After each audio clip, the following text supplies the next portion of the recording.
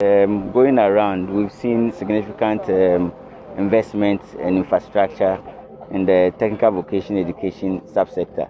And I think that given this particular pathway, we are likely to see transformation in our economy, because you know that everything we are wearing is coming from technical vocational education. And so an extensive focus on technical vocational education in the provision of high-powered, innovative infrastructure is capable of catalyzing our developmental agenda. When we went to Takoradi Technical University, we saw a simulation equipment on how, when the oil is drilled, how the processes that you go through to be able to get the final product.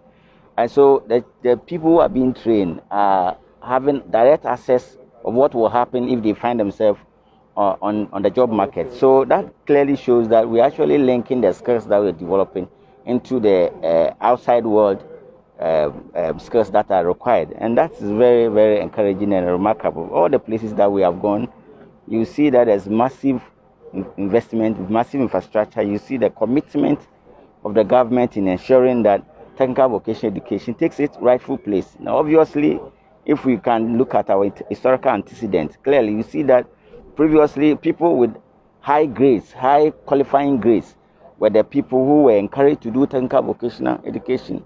Recently, it has rather been the people who supposedly think that they have failed in the grammar type education, who are then pushed into technical vocational education.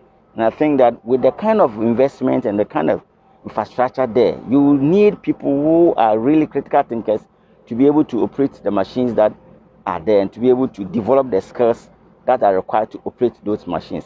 And that is exactly how we can shift the paradigm in terms of our understanding of technical vocational education. So I entirely agree with the chairman and also the ranking member on the comment on disability. Of course, we have passed laws that ensures that people with disability have equal access to education facilities and infrastructure. And given the United Nations developmental SDG goals, we need to take account of that. So, and I'm very happy that the Director General has taken note of some of the few concerns that we note. Well, I think that the ongoing efforts, it's a good start. And it will require a significant reorientation of the thinking of the people.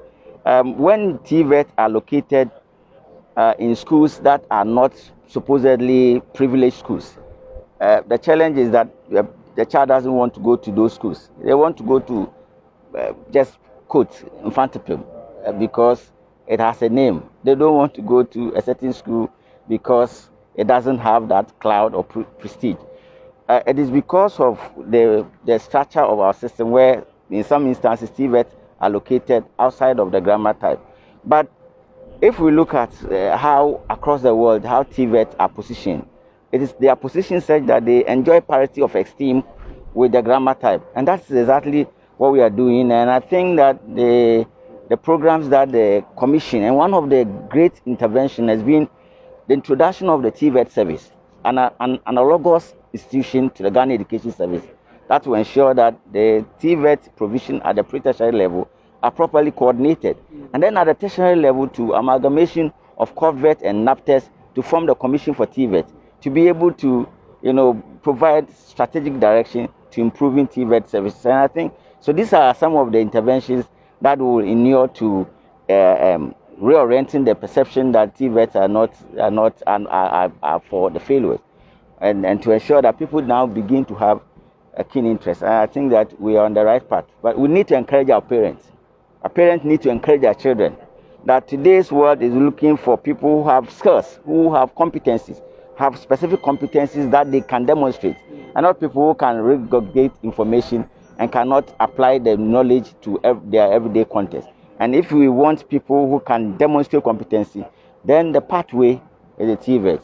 And the pathway to TVET will also inure to providing expanded employment opportunity, because the people who complete can start up something on their own with some funding. And the Ghana Jobs and Skills Project It's a multi-million-dollar project that is not only helping in setting up institutions, but also gathering master craftsmen. We went to Takoradi Technical University. I saw 5 of my constituents there. Some are tailors, some are I would call it dressmakers or fashion designers, and some are mechanical engineers or fitters, we will call them. But they are in the classroom with free funds to learn a form of certification so that they can add value to what they have.